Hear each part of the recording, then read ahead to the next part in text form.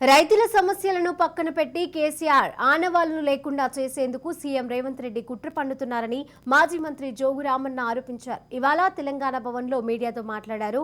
ఆదిలాబాద్లో అడిగిన పత్తి విత్తనాలను ఇవ్వకుండా రైతులపైన లాఠీ చార్జ్ చేశారని మండిపడ్డారు. ఇక రైతులకు విత్తనాలను అందుబాటులో ఉంచాలని, లేకుంటే రైతులతో కలిసి ధర్నాను నిర్వహిస్తామని హెచ్చరించారు.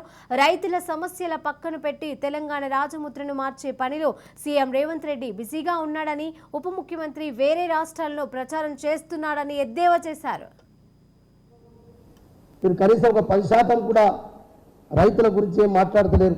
రైతుల గురించి కనీసం కేసీఆర్ గారు చేసినటువంటి ఎంతైతే సమయం ఇచ్చిండో మీరు ఒక 10% సమయం ఇచ్చిన ఈ రైతులకు ఈ ఇక్కట్లు రావు, ఈ బాధలు రావు.